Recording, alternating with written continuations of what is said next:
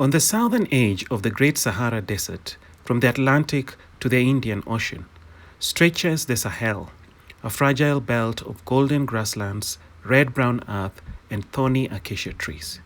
For centuries, this vast frontier has stood between desert and jungle, shaping kingdoms, warriors, traders, and myths unlike anywhere else on earth. Some of the most famous mythical epics from this region include the Epic of Sundiata Keita of the Mali Empire and the Epic of Askia Muhammad of the Songhai Empire. Later in the video, I narrate the Epic of Sundiata or Sundiata Keita to gain some insight into what a Sahelian magic system would look like. Hello friends. Because of the great interest you showed in my African fantasy aesthetics video, I have decided to provide a more in-depth look into each aesthetic I mentioned. If you haven't watched the first video yet, I recommend starting there before continuing. Today, join me as I explore elements such as architecture, clothing and fashion, materials and technology, and the magic systems of the Sahelian fantasy aesthetic. When you go to a foreign land, before you even speak to the people of that land, the architecture tells you something about the landscape they live in, their belief systems, and their sense of beauty and style. For instance, if you happen to see a massive adobe structure in the Sahel, you may be looking at the Great Mosque of Djenné in Mali. The adobe material is appropriate for the Sahel because it helps cool down the building even in the middle of the day when the sun's heat is at its most extreme. Adobe houses dominate in the Sahel, and they come in different shapes and sizes. In ancient Sahelian cities, most people lived in small and simple flat-roofed adobe houses arranged in a grid pattern along narrow streets. Bigger rectangular adobe or red brick houses were occupied by the upper class, which consisted of the nobility, blacksmiths, craftsmen, leatherworkers, griots, royal singers, and merchants. Their houses stood out from the rest, not just because they were brightly colored houses, but also for the elaborate designs embossed onto the walls. Some of these designs may represent the wealth, totem, and even marital status of the owner of the house. Another unique detail of upper-class houses is that large wooden beams supported their structures and also acted as scaffolding. Some even had massive pillar-like projections extending outward from the walls of the houses. If you saw a cluster of smaller, simpler huts or rounded adobe houses with thick walls, you are most likely in the countryside somewhere in rural Burkina Faso, Chad, or Mali. And the buildings you saw belonged to an extended family. Right in the middle of the cluster, you would find a shrine for the ancestors and the gods and a granary. Each house in the cluster served a purpose. The smaller structures could be a kitchen, and the bigger huts may be for gathering and sleeping. If you looked closely at the walls, you may have seen markings on them. These markings will tell you the clan or ethnic group of the people who live in them. Or you may have seen a totem such as the snake and crocodile totems of the Dogon people of Mali. The Dogon people believe that snakes and crocodiles are sacred, and so whenever they build their homes, they shaped the totemic forms of a snake and crocodile onto the mud walls for protection. Their cliffside dwellings may also have something to do with the fact that the Dogon have profound ancient astronomical knowledge. They study the stars. So, what type of clothes did the people of the Sahel wear? Imagine you're a fantasy character in the Sahel running away from an invading army or a powerful villain. What would you wear under the hot 104-degree or 40 degrees Celsius daytime sun? How are you going to keep warm in the cold desert nights? For the hot days, you would wear loose, flowing, breathable garments made from linen or cotton. You would layer the clothes to protect yourself from the heat and the sun's harmful rays.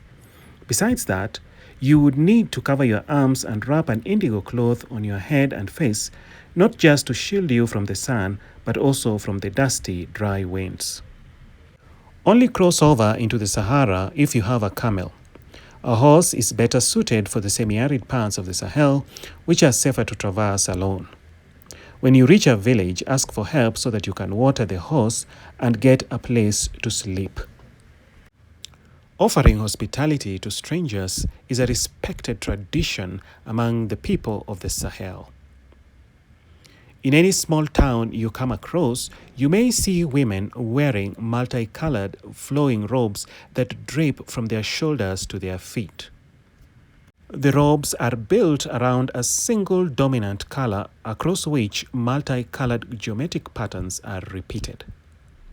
Generally, the colors are green, indigo blue, gold, purple, brown, red, black, and white. All the women either have their heads veiled or wrapped with multicolored or monocolored cloth. On their hands, ears, and fingers are hand-forged gold, brass, or silver jewelry. Pay attention to the type of jewelry a woman is wearing because it may indicate her wealth or marital status. The townsfolk may not take it kindly if a male stranger is talking to an engaged woman. The women may also have lip tattoos, scarification marks on their faces, and henna markings on their palms. You may see children run across the village chasing after a herd of goats and sheep. They may stop briefly to stare at you because you are a stranger in the village. If they do stop, take a closer look and you will see that the children wear the grigri, a leather and metal amulet and talisman on their arms and necks to protect them from the evil spirits of the desert. The Djenné. The Djenné? In Africa? Of course, your surprise over me mentioning the Djenné is justified. Djenné are evil spirits from the deserts of the Middle East. But due to the trans-Saharan trade, the idea of the Djenné arrived in Africa several centuries ago. But belief in evil desert spirits existed before the Sahel locals converted to Islam between the 8th and 9th centuries. The native Sahelians simply swapped the name Djenné with the original names they used to describe the familiar evil spirits of the Sahel. For example, Gambians describe reptilian spirits that live in swampy areas such as the Ninkin Nanka as Djenné. Yet the Arabs describe the Djenné as smoke-like spirits. To protect themselves from these evil spirits, the Wolof of Gambia and Senegal would avoid visiting the desert or swampy areas at 2 p.m. in the afternoon or at midnight. But even as they avoided these places, their paranoia over these spirits made them wear magical amulets and talismans as extra protection. However, in the Sahel, you had more than just malevolent spirits to fear. There were also sorcerers to contend with. Powerful sorcerers such as the Sorcerer King in the Epic of Sundiata Keita of Mali. According to the Epic of Sundiata or Sundiata Keita, said roughly 700 years ago, a powerful sorcerer king, Sumanguru Kante, ruler of the Soso Empire, rises like a dark smoke over the kingdom of Mali. It is said his palace walls are hung with tapestries of human skin, grim testaments to his power and terror. Sumanguru descends upon the emerging kingdom of Mali and unleashes immense suffering upon the people. One after the other, month after month, the terrifying invasion swallows villages and towns. While the prospects of successfully defending the kingdom's territories dissipate, hope comes in the form of a prophecy. A hunter-seer foretells that King Nare Magan Konate, or as he was also called, Magan the Handsome of the Kingdom of Mali, must marry a plain-looking hunchback woman if he is to sire a legendary ruler of the Mali Empire. According to the prophecy, it is this great king, yet to be born, who will once and for all destroy the Sorcerer King. In desperation, King Nare, despite already having a wife and a son, marries a second wife, who conceives shortly after. King Nare's first wife is a beautiful woman full of ambition, and she is overcome with the grudge she has for the king's decision to marry an ugly second wife, whom the locals refer to as the Buffalo Woman. But most of all, she is overwhelmed with bitterness after learning that the hunchback's offspring will be King Nare's heir. She is a scorned woman, and therefore she curses the unborn child. In other versions, it is the Sorcerer king who curses the child after learning of the prophecy. When the child is born, he looks like any other baby, but something is missing. You see, months go by as his age mates advance from helpless babies to walking toddlers. But Mali's hope, Sundiata Keita, cannot walk. He hasn't walked for 7 years of his life. After years of medical intervention and extensive use of iron leg braces, Sundiata is finally able to walk. But his troubles aren't over, because his half-brother is out to destroy him. So, Sundiata and his mother decide to go into exile. After a long time under the oppression of a foreign king, the people of Mali go out in search of Sundiata, having heard that he has become a great warrior. Sundiata, greatly moved by his people's stories of suffering under the Sorcerer king, agrees to go back home. Sundiata gathers a great army, and with the help of his mother, his sister, and the Sorcerer king's brother, they find the totem or tana that gives Sumanguru his terrifying shape-shifting powers. Before long, they bring to an end the cruel reign of Sumanguru, the Sorcerer king. The people of Mali are saved, and the griots sing praises for the Lion King, Sundiata Keita, for centuries to come.